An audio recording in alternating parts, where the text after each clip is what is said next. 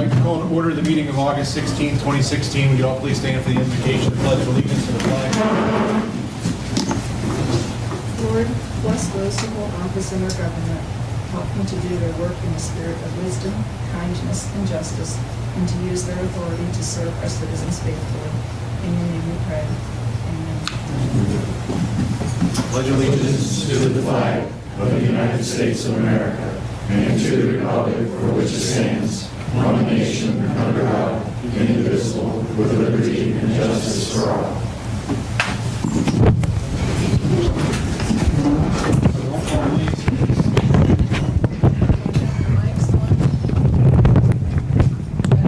Here. Here. McBain? Here. Liston? Here. Fox? Here. Noel? Here. Lakeland? Here. Willard? Here. Blaisdell? Here. You'll receive the meeting minutes for July 19th. Any errors or omissions on those? If not, they'll stand as presented. This evening you received the Columbiana Park Recreation and Cemetery Board meeting minutes of July 25th. Any comments on those? Also, the Planning Commission meeting minutes from August 9th. Any comments on those? We'll move right along. Pat Tingle and Vaughn Musser of the Restoration Beautification Committee are here to give us an update on the Pocket Park and different projects in Firestone Park. Come on up. Good evening, everyone. Hello. Hello. It is my pleasure, representing the Restoration and Beautification Committee of Columbiana, to bring you an update on the Pocket Park, or as will be officially named, Main Street Common. We began the project in 2014 when we approached council about the possibility of creating a public green space in downtown Columbiana, utilizing the empty lot that was purchased by the city in order to provide an open space for the community to be able to use and to beautify that particular area. With council's approval, we worked with HRG, and Tim Schramm is here representing HRG, the engineering firm. They drew up detailed designs. We have come back to council from time to time to update you on the progress for the park. And it's my pleasure tonight to tell you that at least our first phase and the end of our bank account at this point is completed. Tomorrow morning at 11 o'clock, we will have a ribbon cutting ceremony, and we would like all of you to be able to attend if that's at all possible. We're very proud of our accomplishments. We received a very generous donation from the Community Foundation of $10,000. We received 2 donations from private citizens for $15,000 each. We've received donations of $450 from local merchants, the Columbiana Antiques, Family Drug, and Our Pizza. We received $150 from the Fairfield Roritan, which cover the cost of the common to this point. Extreme Landscaping was our contractor, a local firm. The city donated its services to clear and grade the lot and to consult with the contractor. And I looked up today the estimate for doing that particular part of the work, just preparing the lot, and HRG had estimated it would come in on just under $12,000. So for that, we have the city and all of the crews that worked on that to thank. In the near future, we would, of course, depending on fundraising, like to add more landscaping, lighting. Excuse me, the foundations for the light poles have been laid, and the poles will look very much like the ones along South Main Street, except they will be shorter, more in line with what the dimensions of the Pocket Park. We'd also like to add 2 benches, trash receptacles, and decorative fencing, particularly along the Main Street side, hopefully being able to at least camouflage those electrical boxes a little bit. Mayor Blakeman has introduced us to Dan Simmons, and Mayor Blakeman and his family are very kindly going to pursue having a mural created for the north wall along the north side of the Pocket Park, which will be a lovely addition I noticed that Roland got that building painted today, too. But Roland Gosney, who owns the building now, I know made a note the other night that the ribbon cutting is tomorrow. I noticed that the lawn was mowed today as well. So That's, everything's ready to go. Stream Landscaping did that. Oh, did they? Yeah, they've been I've been in contact with them, as well as Tim Schramm, and they're going to take care of it at least until the street fair, because it's, it's critical, Right. those first few weeks to a month. So, Well, that's great. Well, it looks wonderful, and we're really pleased about that. We would like to publicly thank City Council, Mr. Willard, the City Water, Electric, and Sewer Departments, Mayor Blakeman, Jim and Tim from HRG, Ed George and his crew from Extreme Landscaping, the foundation, and our donors who've made all of this possible. We hope to see all of you tomorrow at the ribbon cutting. Does anyone have any questions? I did have one, sorry. Sure. I actually had somebody ask me why it was named Main Street Common. They said it kind of sounded short and abrupt, like it was missing something. Okay. So I didn't know if you can add a comment to that, or? Well, the comment would be that we were discussing at our last R&B meeting what the official name should be, and a suggestion was made calling it a common rather than a park, so that it wouldn't be confused with Firestone Park, for example. And a common is a term that is used to designate a public place, such as in a village or a town. Of course, we're familiar with Boston Common in the large city of Boston.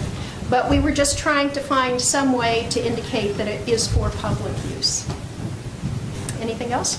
Ron, if the lights that you're going to put up, if somebody or a group wanted to get together and buy one of those lights, what would that run? Tim, do you have an idea about that? I can't give you an exact amount. They're about $26.50 a piece. Does that include the installation? No, that's just the light bill. Okay. So there you go. Start drumming up business. Anything else? Well, thank you once again for all your support. I think it's a wonderful addition to town, and we appreciate what you've done for us.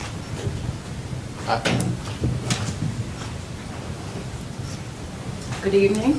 I'm Kat Tingle from the Restoration Committee, and I'm going to bring you up to date on Firestone Park.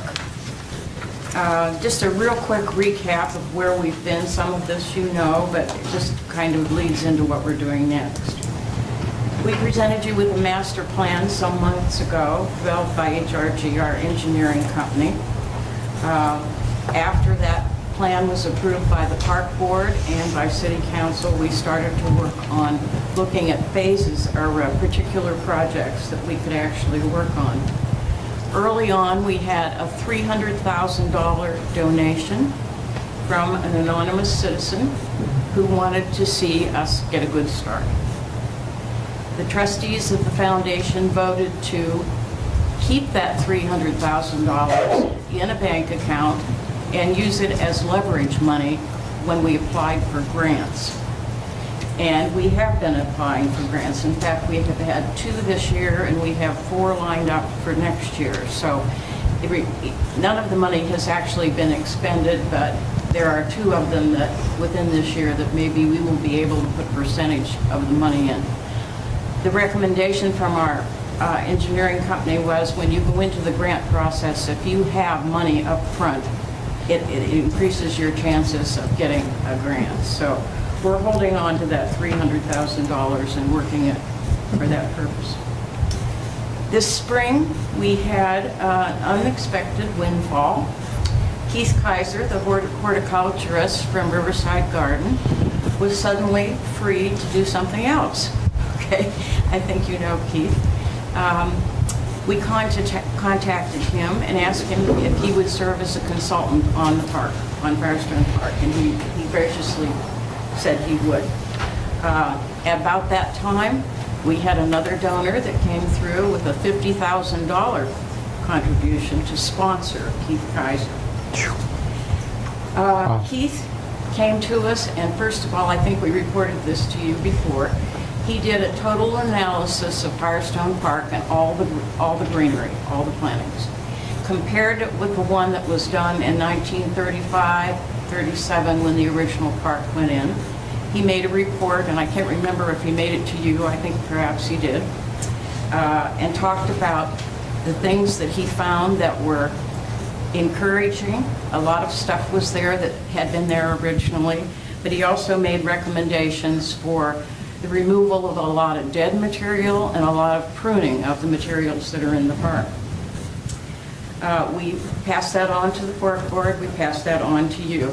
Keith very graciously, as part of his $50,000 sponsorship, began to work with park staff and going around and working with them and doing some of the pruning and just generally working in the park. He worked quite well with them, you know, and I think they appreciated him.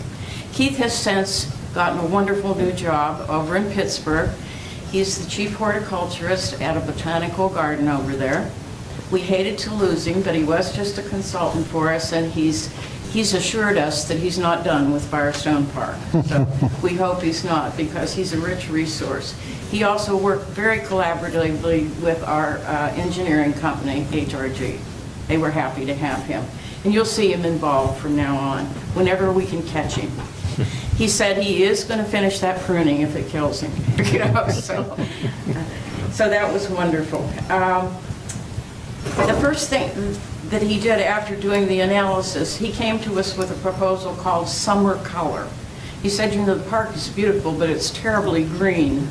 Okay, so he came up with a proposal to put in beds and large containers and put in annuals to bring color to the park. And if you've been through the park, you know what a spectacular job he did. Fantastic. He is a man of great, great talent, and everybody that has gone through, we've had so many comments from the public about, oh, isn't it wonderful to see all that color in Firestone Park, particularly in front of the pool house. Yeah. It is just stunning. Absolutely. And it's been on Facebook, and as a matter of fact, a reporter from the Vindicator I've been talking to, and they're going to do a feature on Keith, his new job, but they're also going to focus on Firestone Park and what he did for us, and I think that's wonderful. So you should be, in fact, it's supposed to be in the Vindicator this week. So he has plans for the fall.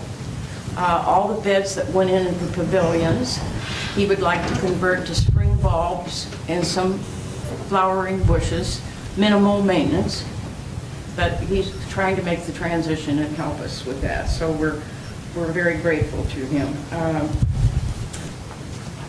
The next project we're going to undertake, and this is probably the most important thing for you to learn tonight, because we should be back to see you in about a month, okay? In looking at the park and the fact we have grants in process, the next thing we had to decide, what's the first big thing we want to do? We want to do something about the gutters. That's the biggest project out there for us. They're unsightly, they're dangerous. Nothing would improve the park's appearance any more than doing something about the gutters. Another major issue, according to our engineering company, is safety. Safety is a problem. Falling in the gutters, no place to walk for people and so forth. So we've decided our next project is going to be to tackle not all the gutters, but the first phase of them, which will entail about $200,000. Okay. HRG is drawing up a plan for us right now, and we will bring that back to you, and they will explain how they will convert the gutters and still use the bricks that are very historic, and then kind of put them together with some walkways above them so that we still have the sense of what it looked like when it began and what it will be safer for people to walk once it's in. We hope to have a fundraiser in which we put in 30 memorial benches. That's going to be the focus of our fundraising. We're hoping to sell those benches from somewhere from $3,000 to $5,000 each to people in the community and to businesses and companies in the community. And from there on, we're just into regular fundraising. Okay. I should mention that we are on the internet now. We have a website. We have a website that is operating and accepting $2 and $5 and $10 contributions, I think, if you look on there. So we're trying to work on it that way. We do have a new, the last couple of months we've had a new PR firm, iSynergy, up in Boardman, and they're helping us with the Pocket Park and with Firestone Park. So I would mention one other thing to you. As we go through the process of doing all these projects, The question comes up at every R&B meeting. What about maintenance? How do we maintain? It's been an issue. The park is old. It's suffered from lack of maintenance for quite a few years. Not because people didn't care, but perhaps because there was not enough money, not enough staff to cover it. We think about that as we start on these big projects, and even if we were to complete just half of what we proposed, which would be $1.5 million, we're still going to increase the need for maintenance in the park. All the new venues would have to be maintained. As we add new landscape features, they would have to be maintained.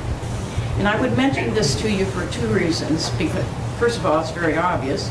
And secondly, in my conversations with Bob Troyer, who is the attorney for the Firestone family, you remember we contacted him early and got his approval for doing this project. And he wanted to know why the maintenance had gone downhill over the years. Well, we didn't know. We just said it got old. It got old. The park got old. It's 80 years old. He said to me at one point, well, I should back up a little. We invited him to invite the Firestone family to come and do a fundraiser with us so that we could get off to a good start. And he emailed me back and said, the Firestone family will not commit to supporting the park, although we want to, until we see if the town of Columbiana is going to support the park.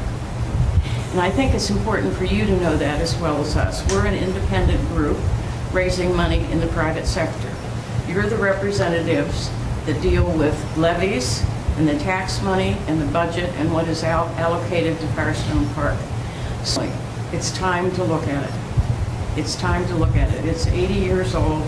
We have no idea how much it costs to run the park, how much it would cost to upgrade the maintenance on it. But certainly there should be an ability to look at other parks comparable to it and see, maybe they're all in the same dilemma. I don't know, but I would just pass that on to you because you're the people that were elected to represent. And I would finally say, what could be more important to the town of Columbiana than Firestone Park?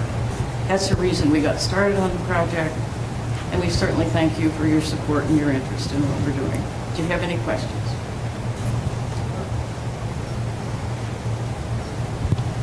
No? I don't have a question. I think Skip and I have been to most of the meetings, but I would like to thank both you and Vaughn, but also Donna and Bob and Tucker. Virtually every meeting, at least once or twice a month, you guys are giving up your time, and most of the community probably doesn't even know that you're doing that. So, above and beyond the fact that you've raised almost $500,000 in the last 2 years for a project that'll benefit the entire city, I think you guys more than anyone need to be commended for what you've done, because that's not a small task that you've taken on, and you're doing a fantastic job. We appreciate Skip being at all of our meetings. He hears all our wranglings and all our issues. And so we're glad to always have him here because we know we're in contact with this group through him. Mm-hmm. And Dan has been to a couple, and you come to quite a few yourself. So, well, thank you. That's an update. Are you going to have a booth at the street fair again Yes. with updates and Yes. everything? It actually, we're not quite sure where it's going to be. We were going to do it in the Pocket Park, and HRG has a wonderful digital program where we can project all the projects that we're proposing for the park, so you can actually see them, where they're going to go, what they're going to look like, what the cost of them is, their priority, and so forth.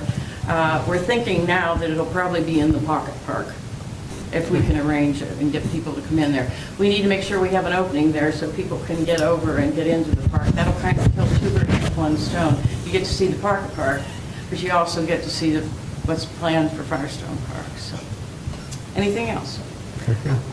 Sorry, since you're up here, I'm just going to bring it up now.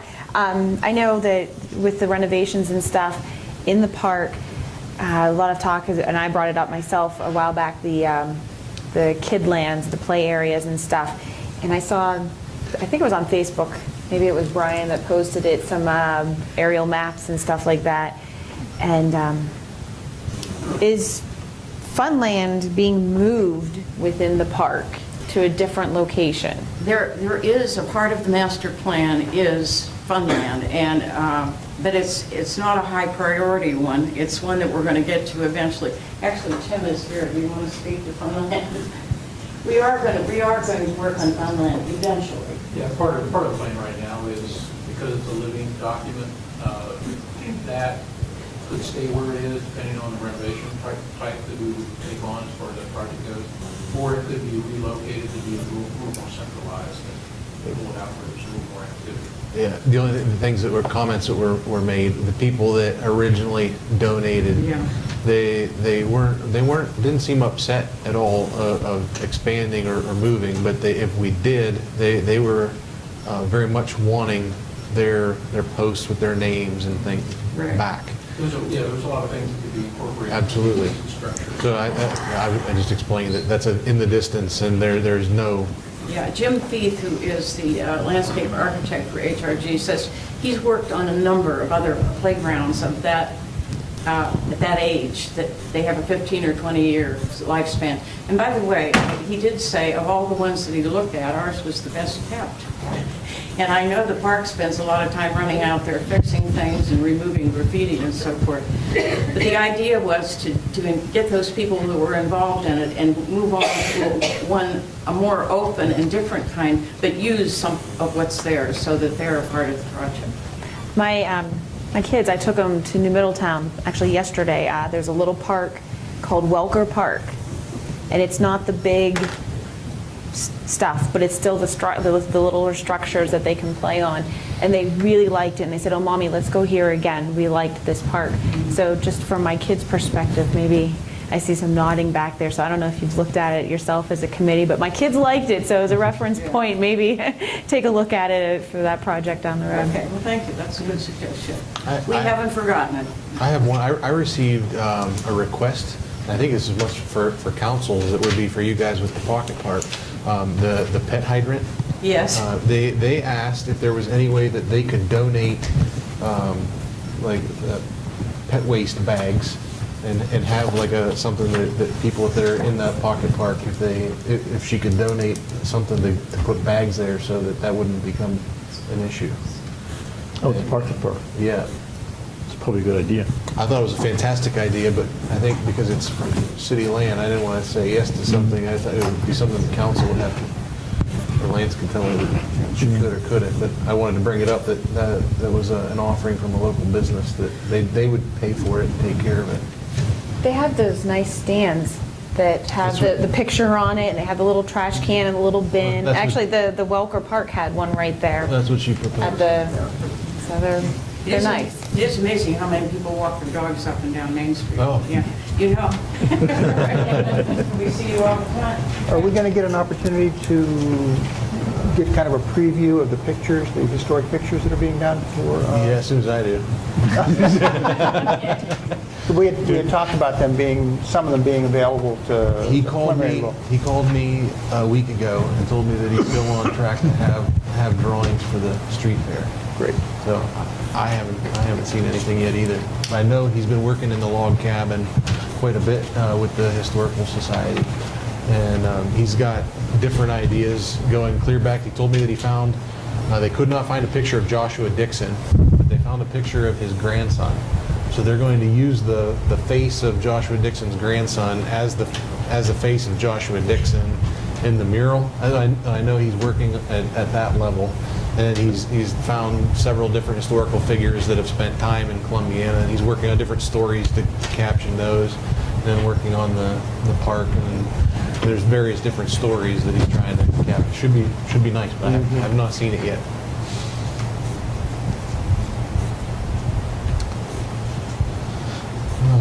And so Pat, your next step is to go back to Park Board. Park Board. We're going With- to do the next Park Board meeting with this proposal, and then back to you again, once we get there. Very good. So we want to stay with that protocol so that all parties are informed and it runs the gamut, so to speak. Okay. They already kind of know about this because we ran it by them. But we're going to take the official drawings and everything and get approval. Good. Next up, we have Deanne Davis representing the Chamber of Commerce regarding the Christmas Parade, November 18th, 2016. This Chamber of Commerce would like to hold the annual Christmas parade again this year. We've had a night parade the last 2 years, and that's been very successful, and we'd like to continue with the night parade on Friday, November 18th. is the date of that. Do you know is it going to be the same route from Joshua Dixon up to the Main Street, or? Dick, I don't know that. We just found out today that Paul Raines could not be here tonight. The committee did meet this morning, but I'm not part of the committee, so I was asked to at least ask the permission to hold the parade, and then maybe when Paul is able to be here, he can fill you in on the route that they plan to use, but I can't answer. That's the route they've used, I think, every year except 2 or 3 years ago, and they reversed it. The route didn't work, so Yeah, it didn't work, last went year, back. that worked out much better. We started, I believe we started Down by the last year railroad street. down by the school. Yeah. And I know they are planning to start there again because Carol Cobb was asking Don Wilk if we could use the school parking lot, so as a starting point, so I know that's where it started. So my guess would be it will be the same route as last year. Dan, do you have the time of the That was going to be parade? my question. 6 o'clock, okay. We have a motion. I'll move that we approve the request. I'll second. Any comments? Chief, everything okay with that? Yes, sir. We, last I spoke with Mr. Rance, he had expressed that he felt that the route worked very well, so I wouldn't be surprised if it remained the same. Yeah, we work just like every year, runs pretty smoothly. We know what they're doing, and we're glad to help. Deanne? Yes. Souter? Yes. Yes. Liston? Yes. Cobb? Yes. Noel? Yes. Anyone else wishing to address council this evening? If not, we'll move into the manager's report. Okay.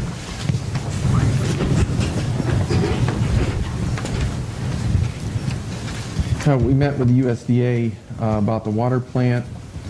We did send out the contracts to Beaver Constructors. They did sign those, and we did get them back. We signed them, did get it back to USDA. So USDA is going to review that, and then hopefully we can get that project started and that loan closed.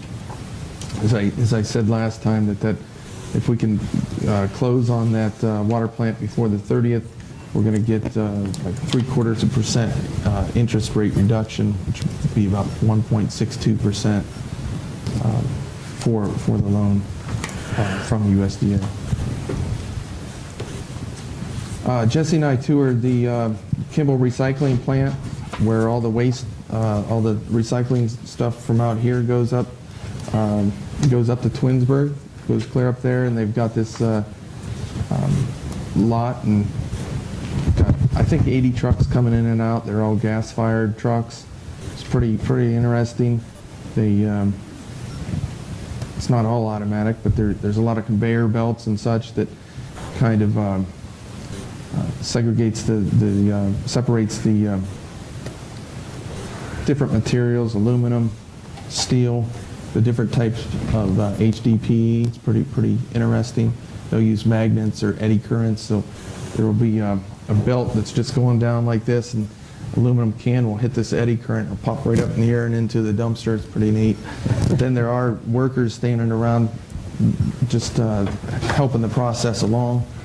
It's quite a sight, and it's quite a production. So we toured that along with the solid waste district, and we were happy to be able to that they invited us to do that. And that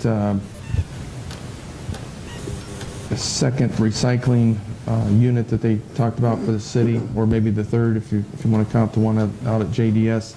The one is open at Southern Avenue, and it'll kind of take away from, hopefully take some pressure away from these and the ones that are outside here in our parking lot.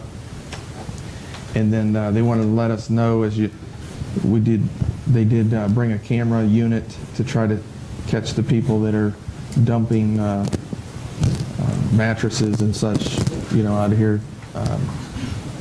Got to keep it to recyclables, and hopefully they've had some luck in other communities catching the people, and it seems that we have a contractor or two that's dropping off some stuff, so hopefully we can catch them. Ultimately, who pays for the dumping of mattresses and TVs and things like that there? Well, it is funded by the Solid Waste District, and most of the time, if it's a mattress or TV, that they have a crew that the Solid Waste District has a crew that'll come out and follow it around and check on them, and then clean that up. We'll do what we can if they're in a bind, but it's that program. Just along those lines, there's a collection down at the county fairgrounds on the 20th of August. Yes. For TVs, all sorts of stuff. So anybody that has stuff they want to drop off, take it there. Don't leave it here. Yeah, it's a very good point. And if you get on our website, columbianaohio.gov, that does have a link, and it does mention all the parameters of their collection, and we highly encourage it. Really encourage you to get down there. Get down there early. 9 to noon last year, they had a lot of people and lining up early. So, love for you to take advantage of that.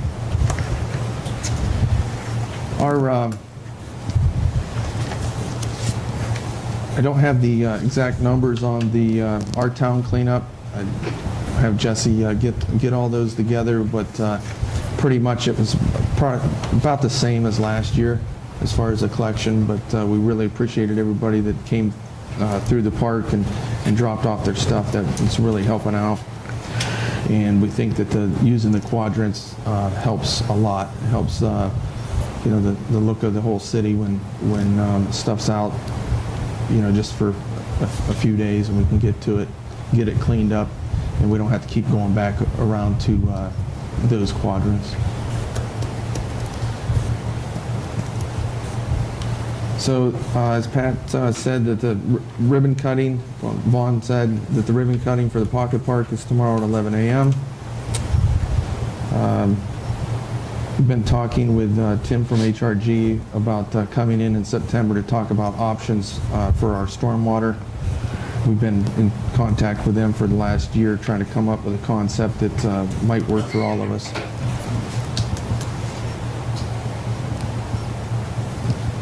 You did get that public comment request for the 714 intersection project. That 714 intersection project is a ODOT project, and they require us to submit that comments, and those comments will go directly to Dallas Dawson for the environmentals and such. Again, that project is scheduled for the fiscal year 2018, so next summer we'll be hopefully getting into that project for the intersection. Mike has been in contact with the City of Salem regarding the e-billing. Actually, Mike went over there last week on Friday. Seems like a real good system. They're kind of, sounds like they're in their beta testing, but they've got it up and running. They're close to going live, and Mike will be in contact with our software people, and hopefully we can follow suit soon after that. But it did sound like it has a lot of options that we'll be able to pick from, and probably pretty much mirror Salem's. But it will, you'll be able to do the e-bill and text notifications and such like that. So maybe next time I'll have you talk about it a little bit more. Does that sound good? Yes. Okay. The information guide that the Planning Commission has been working on for some time now did go through the second draft. If you have any last comments, get them to me maybe this week so we can finish that up and get them third drafter before we make a bunch of copies. The street department, we did the town cleanup with the help of many other departments. Park was out there. I really appreciated everybody that kicked in help for that. They did finish up brush pickup, and they started to paint crosswalks, and we'll get those all done before school. Wastewater, we've been pressing out solids. We cleaned several hundred feet of storm lines, and we had a 300-foot section of sewer line replacement done since the last meeting. Water department, we opened the bids on Friday for the water line project. We'll get into that a little bit later. We did meet with Arcadis regarding the water plant, and everything's on track. We're actually a few weeks ahead on that project right now, as far as our timeline is concerned. Park and Cemetery, they helped out with the pre and post work of the art festival. Worked on the ditch around the pool parking lot. Continued to remove that undergrowth and dead trees and such around the park. Been keeping up with mowing, all the mowers in service. Electric department prepare for street fair. I have not heard back from Crown Castle about that banner that's going to go across. So I don't have any update for you, Jake. I thought I saw you walk in here. But I will get that to you. We do have a truck in the shop for repair right now. Hopefully get that soon. And then I was going to have the chief talk about the most recent grant that he wants to announce. This will be the annual application we make for the funding of our DARE program. By the Attorney General's office this money each year. The grants, while they tend to favor people who have long-established DARE programs, ours being one of the oldest, if not the oldest in the state, you're sure to getting at least something if the funds are available. This year we got $6,982, which to my knowledge is the highest amount we've ever recovered from that program. We apply that toward the salary and time that Detective Boley spends up in the schools. It also enabled us to expand out into the private school arena, which is a pretty significant number of students in our city. So we are really proud of that in the Attorney General's office helping us to fund that program. That's what we have received from those 6982 this year. We're excited about that.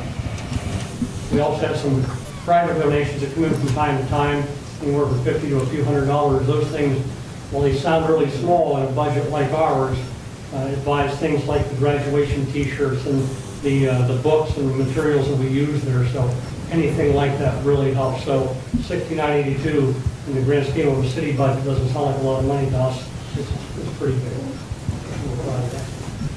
Thanks, Chief. That's all I have for the manager's report. I need a motion to concur with the city manager and the chief of police to appoint Hannah Paramico and Brandon Schmidt to the auxiliary police department for the city of Columbiana. So moved. Second. Any comment, chief? Yeah, this is one of the things about my job that one of the many things I really enjoy doing. And success stories are always a pleasure to talk to you about. Hannah is 18 years old. She resides here in Columbiana with her family. She's one of our success stories in that she came to us as an explorer 4 years ago. We really like that progression, as you well know. You've heard me talk about it a number of times. And we've now got her in a role as a part-time dispatcher for the city. Now, if you know anything about police dispatching, it's an incredibly stressful and difficult job. You're first on the scene. Police officers really aren't dispatchers first on the scene. It takes a level of maturity and grace and calmness to do that job, and she has done really well. She went through her training like lightning, and she's done a great job for us. So when she was in the Explorer program, she held a number of offices and demonstrated some leadership during that time, and we still look to her for that now. She is going to be attending Youngstown State University in the fall studying criminal justice. It's my understanding from Kevin Claus that she is looking at maybe attending the police academy, so we may not be at the end of her progression here, and we hope to encourage her to do that. So I believe she's well on her way, and Kevin has referred to that in his notes here to me. Brandon, he's 18, he resides in East Palestine. He's been a member of our Explorer Post for about a year. And he has been an ambassador with our Heroes and Halos folks here in town. And of course, they serve the special needs population and do a lot of really good work out in the community. He's also with an area 4-H group. He's been involved with the county fair for the past few years. He's employed at the Rogers Sale full-time, and he works all aspects of that business down there. So again, a high level of maturity, responsibility, and the kind of people that we like to attract to our program. He also plans to attend Youngstown State University. Another interesting thing about him is he has expressed some interest in following his father's footsteps. He was a police officer in the state of Florida.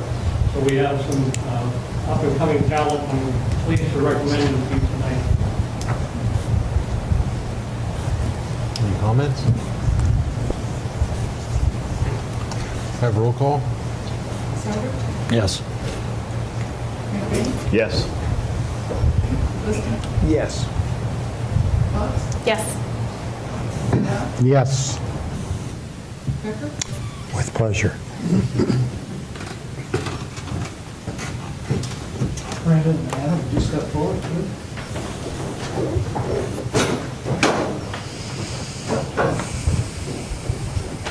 You raise your right hand. You solemnly swear that you will support the Constitution of the United States, the Constitution of the State of Ohio, and the Charter and ordinances of the City of Columbiana, and that you will faithfully discharge your duties as members of the Reserve Police Officers Group and the auxiliary unit to which you have been appointed this evening. If so, say aye. I do. Congratulations. Thank you. We'd like to have you. And at this time,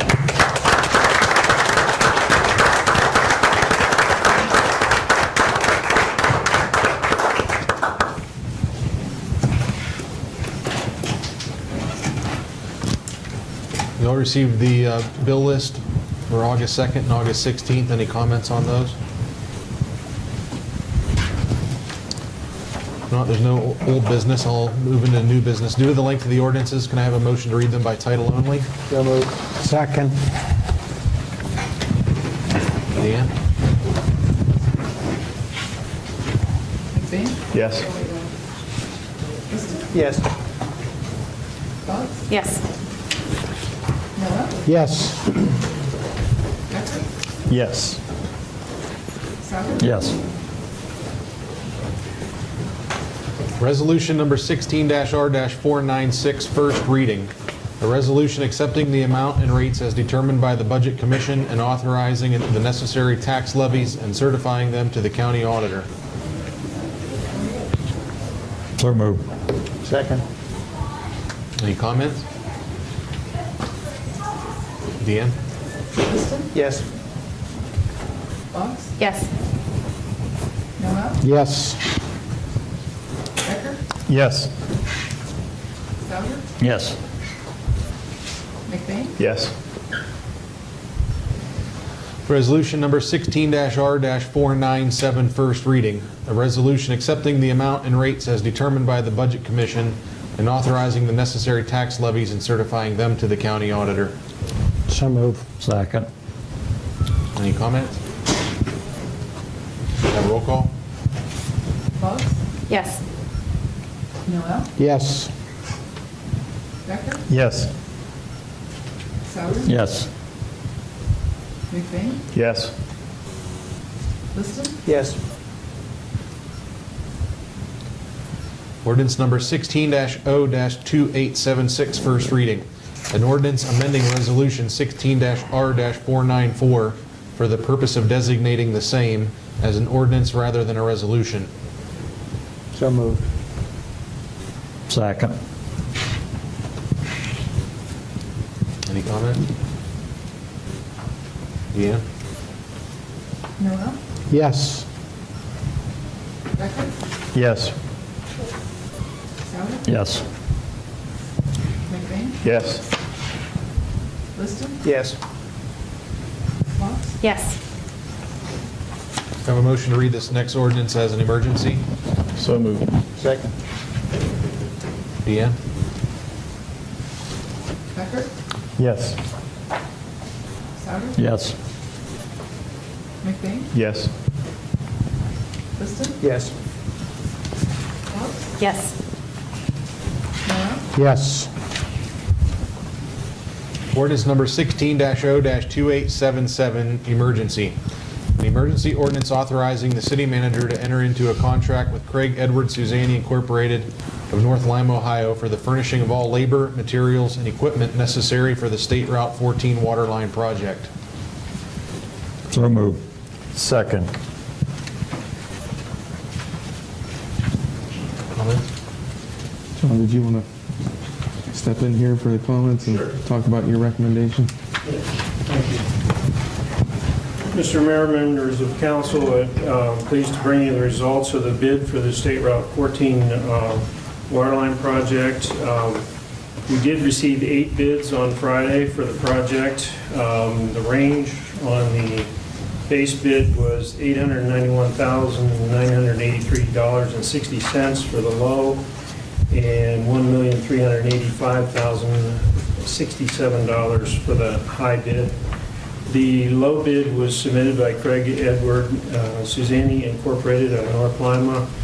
We did find a couple small math errors in that bid, and it did increase that total to $891,983.60, which was $1,144 more than the as-read on Friday during the bidding. We did check through the bid. We found no other errors or irregularities. Everything checked out with the auditor's website for findings recovery, and the bond has an A, excellent rating, his bid and contract bond for the project. Howells and Baird has worked with Craig Suzanne's company on 3 or 4 occasions in the last 5 years, and we've always had a successful project from his company. So at this time, we are recommending the award of the base bid, and there was a small alternate on that, and he also was the low bidder on the small alternate for $70,238.20. So we're recommending that the base bid and the alternate be awarded to him at this time. I can take any questions that anyone I has. just want to clarify for people in town, this also solves a lot of the water pressure issues that were brought in front of council last year from over on, back behind Route 14. Yep. Correct. Okay. The small portion of that bid, it just basically is creating a loop up, I guess, Main Street. Back up Main Street and tying into the existing system on Main Street, just north of Balmoral Drive. Okay. So, yeah, there'll be a loop from down Main Street, and then also this loop will be created from 14 over. And as the mayor stated, it'll correct a lot of those Like Old Saybrook. pressure problems. There's about 9 tie-in points along that route, beginning at East Park Avenue and Springfield Road, Lucretia Lane, Timberline Drive, Jamestown, Trace, Windjammer. There's another connection coming out, an easement from Dutch House, and then the connection over to Pizza Hut. So it'll really have a nice, and then the alternate to come back into town. So it'll really create a nice loop for pressure. After we complete this project, are we still going to have some situations with water pressure, other parts of town? There probably likely will. This won't solve everything. This will solve 99% of the problems that the north side has been experiencing. There may be, I haven't done a complete study, nor I haven't been asked to do the entire town, but there may be some other spots in town, but this will largely solve the north side problems. This will take care of most of the complaints that the city receives? Yes. Regarding this matter? Yeah, most recently. Now, there are some in areas that we, where there's 4-inch water mains that we, don't have had problems on the south side of town. But a lot of times that's homeowners plumbing, how it's entering their house, and we try to make recommendations. But it will definitely, improve both the water pressure and the volume. So that's the problem there was, that it's consistency of it, you can have high pressure, but if there's not a lot of volume to back it up behind there, it just drops off real fast, and we should be able to do that. Yeah, it's what we call residual pressure in the line.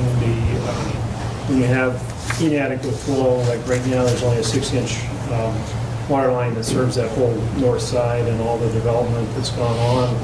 And you can only carry so much water in a 6-inch line, and once it's at its capacity and people are using out on the end, then their pressure drops. By bringing this 12-inch line around, we'll have much more flow to basically resupply that, so we'll keep that residual pressure higher, so everyone should have better service on the other side. Rick, we do have, in the future, we do have plans for, other water line improvements in the town to, I think in the next 5 and 10 years, the plan that I should have to you next meeting will have several recommendations that will include potentially, other loops. Okay. Thank you.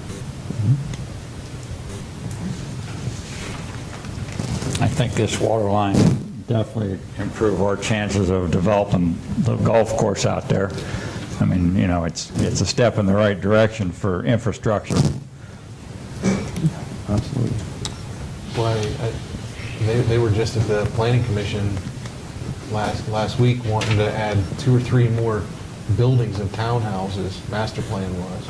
And they were already suffering from pretty bad water pressure in there. We think some of it was Plumbing issues. not the city, but this will help Absolutely. back that up.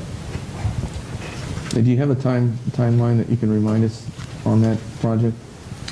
We allowed 150 days for construction, and I talked to Craig Cezanne a couple times in the last couple days, and they're ready to begin as soon as a contract can be written and given to them. So by the end of the year, it should be in place and functioning.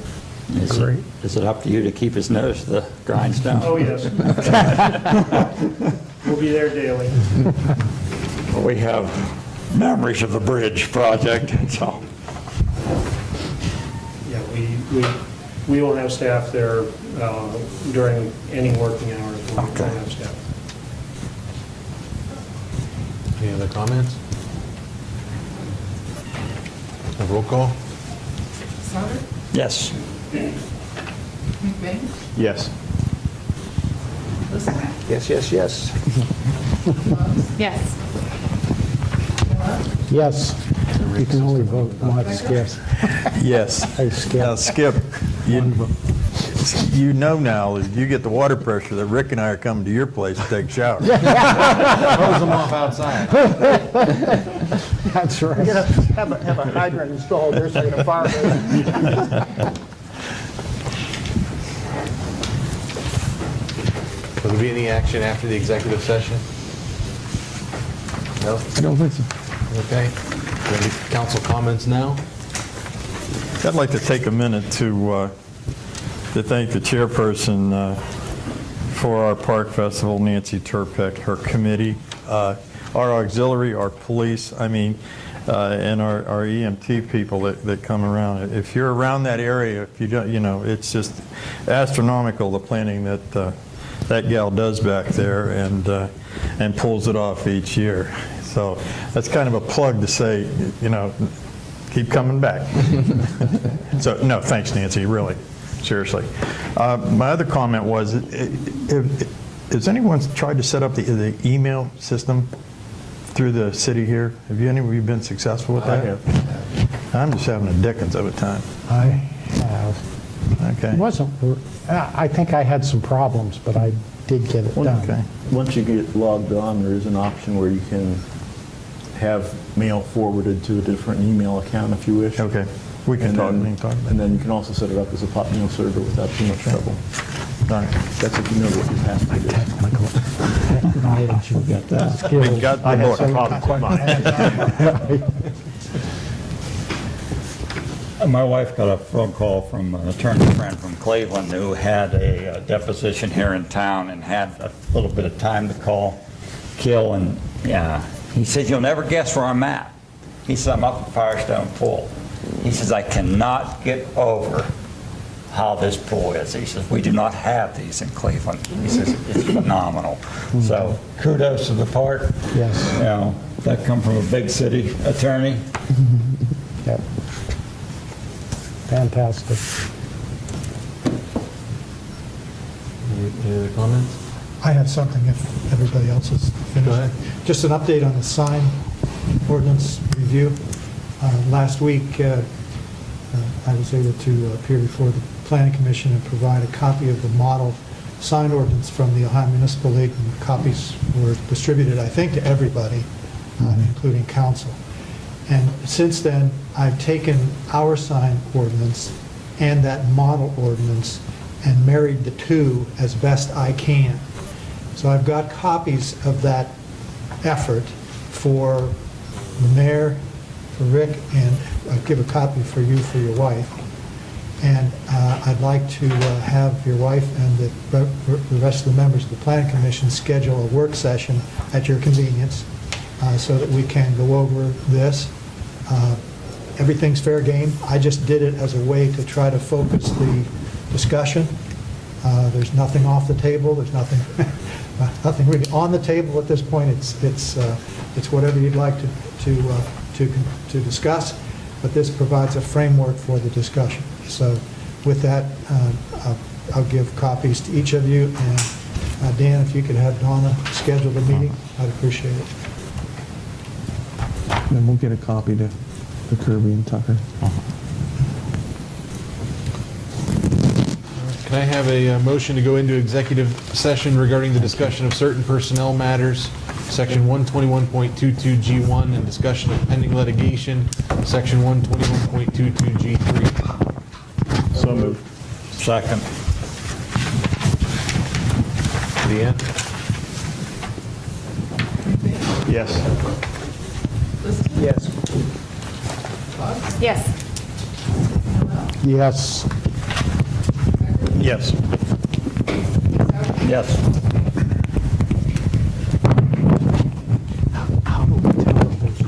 Executive session? So moved.